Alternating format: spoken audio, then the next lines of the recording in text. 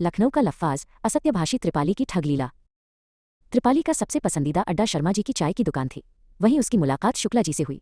शुक्ला जी एक सीधे सादे ठेकेदार थे।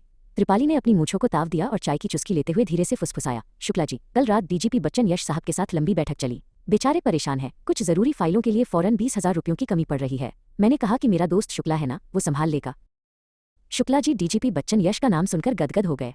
त्रिपाली ने तुरंत अपना फोन निकाला और हवा में बातें करने लगा, जी सर, हाँ बच्चन यश जी, बस पैसा पहुंच रहा है, शुक्ला जी साथ ही है। शुक्ला जी को लगा जैसे वो सीधे सत्ता के गलियारों में पहुंच गए हों। उन्होंने बिना सोचे समझे अपनी जेब से 20,000 रुपये निकालकर त्रिपाली के हाथ में रख दिए।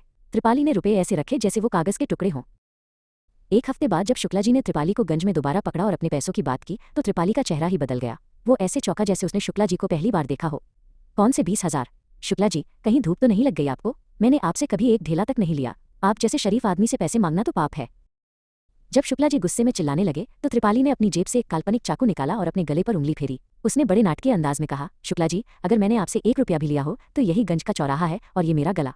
अपनी गला काट गारंटी देता हूँ, मैं झूठ नहीं बोल रहा। अगर पैसा लिया होता तो क्या मैं यहाँ सरेआम घूमता? शुक्ला जी उसकी इस ईमानदारी वाली एक्टिंग को देखकर हक्के बक्के रह गए।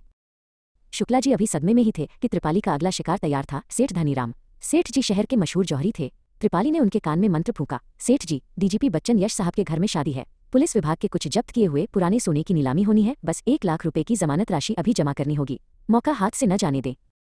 सेठ धनीराम को पुलिस और सोने का नाम सुनते ही लालच आ गया। उन्होंने फौरन 1 लाख रुपए की गड्डी त्रिपाली के हवाले कर दी। त्रिपाली ने पैसे लेते ही एक ठंडी आह भरी और कहा, ये पैसा नहीं, आपकी किस्मत की चाबी है सेठ जी। बच्चन यश साहब खुद आपके मुरीद हो जाएंगे। पैसे लेकर त्रिपाली हवा की तरह ओझल हो गया। 10 दिन बाद सेठ जी ने त्रिपाली को एक पान की दुकान पर घेरा। त्रिपाली जी, वो सोने की नीलामी का क्या हुआ? मेरे 1 लाख रुपए वापस कीजिए। त्रिपाली ने बड़े आराम से अपना पान थूका और मुस्कुराया, सेठ जी, आप बड़े आदमी हैं, मजाक शोभा नहीं देता। कौन सा सोना?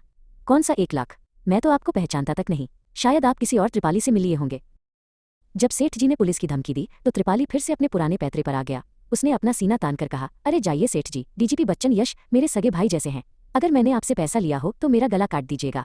ये मेरी गला काट गारंटी है, पर याद रखिए, झूठा इल्जाम लगाने पर मानहानि का दावा ठोक दूंगा। सेठ जी उसकी दबंगई और आत्मविश्वास देखकर चुपचाप पीछे हट गए। त्रिपाली